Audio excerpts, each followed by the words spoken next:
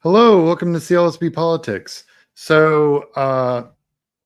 I get my frequently asked questions. I haven't done one of these in a very long time. I feel kind of bad, but I've compiled enough of them and kind of sorted them into groups and came up with the top 10 questions I get about elections, safeguards, and processes that we have to deal with when we're running campaigns. And a lot of people are very concerned about this. So I thought I would get started on that.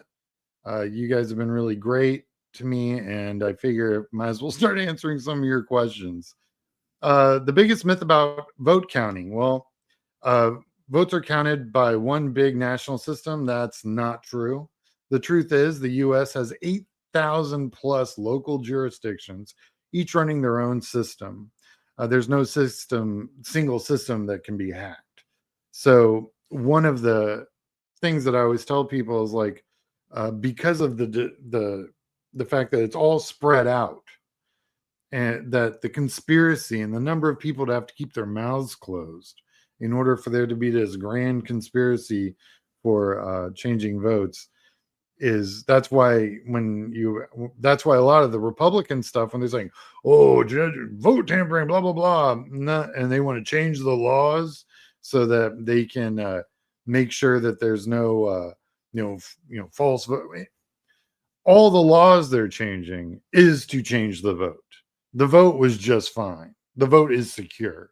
What they're doing is they're making it harder for people to vote and using a nonsense BS reason to change the votes. That's what they're doing. And they're also drumming up conspiracies and anything else they can get their hands on. Uh, who prints and secures ballots? It's a good one. There are certified vendors who print ballots. They use watermarks and barcodes and unique paper. Ballots are secured under a chain of custody rules and verified under local officials. Again, those 8,000 plus jurisdictions have certified vendors for each jurisdiction, with watermarks for each jurisdiction, with barcodes for each jurisdiction. I mean, it's just fundamentally difficult on every level to create an unsecured ballot. So preventing, hacked machines is the other one. Machines undergo public logic and accuracy tests and are gapped, not online, and secured with tamper seals and bipartisan oversight. I'm telling you guys, in order for there to be the grand conspiracy, too many people that keep their mouth closed, and too many people would want to write a book, and too many people to profit on the gotcha part of it, which you see, but it's the people that are manufacturing it's not real. So yeah, ironically, the greed of the individual precludes this from being a thing. Rejecting ballots, another big one. Mail-in ballots can be rejected for missing, mismatched signatures or unreadable marks. Some states allow voters to cure errors, which means they can go back and make I changed my address. I moved and I didn't change the address of my voting location, that kind of stuff. But the fact is that because of mismatched signatures and other errors, tens of thousands of votes do go uncounted. That part's true. Poll watchers. What is their role and can they manipulate the election? Well, poll watchers observe and report issues, but can't interfere, touch ballots, disrupt voting. They add transparency, but hold no direct power. They've tried to change the laws and stuff, but at the end of the day, the only person who can actually do any real at the polls change, or I can speak directly for Texas, is the sheriff. The sheriff has a lot of sway, but even they don't want to get involved in elections, believe me. So there's that. Provisional ballots. So what are provisional ballots? I guess I should start that part.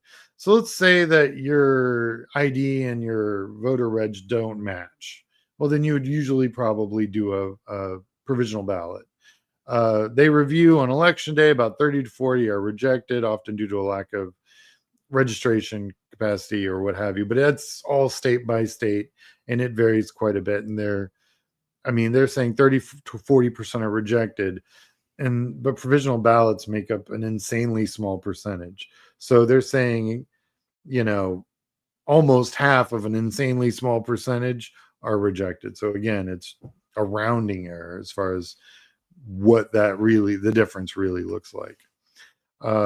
But still, it's a question I get quite often. Losing voting rights. Most common cause are voter roll purges, which are terrible. And I've talked about them on previous shows. Moving, name changes, and activity. Other include missed deadlines or felony laws.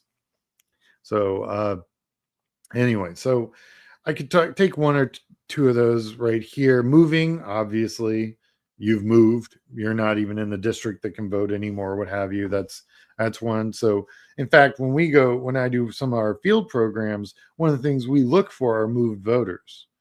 Not that we can remove them from the voter lines or anything, but we don't want to waste time and energy trying to reach out to those voters if they can't vote. So that's something we look for. Then there's name changes. And this actually, I've read quite a few different papers about this. This actually directly relates to women more than any other group, because when women get married, they'll more often than not, and it's less common now than it was back in the day, but still pretty common. They change their last names. So there's a huge problem with that, and the disenfranchisement of women to vote on that fact alone, because they got married, they had their honeymoon, they're just having a great time, they got the ring on the finger, and then they forget about the voter registration stuff. It's understandable and unfortunate, but it's a thing. And then inactivity. If you don't vote for a certain number of cycles, they'll remove you from the rolls, and that varies state by state.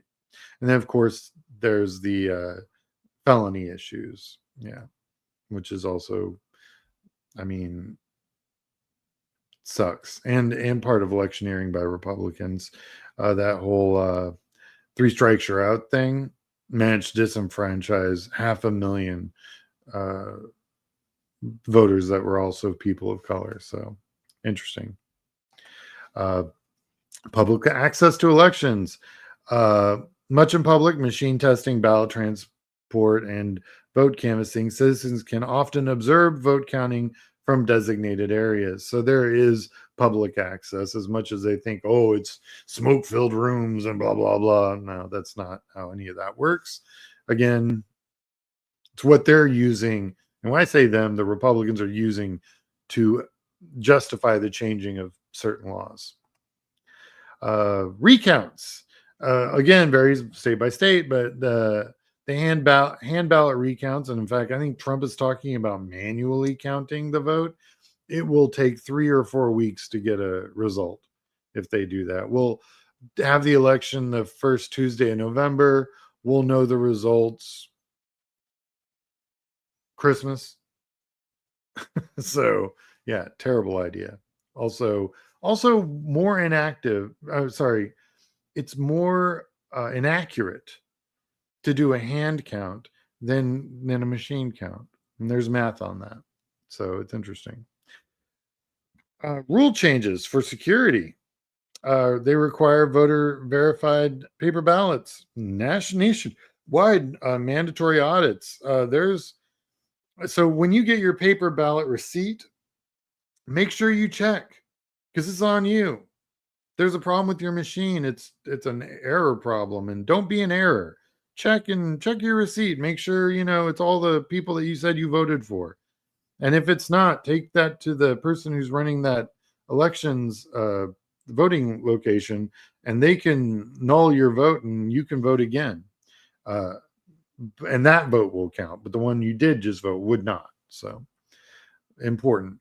So just wanted to say thank you, everyone. If you'd like to support the work I do on this channel, you can go to CLSP Politics YouTube or Substack. And I'd like to announce I have a website now, clsbpolitics.com. All right, everyone. Hope everyone enjoyed this show.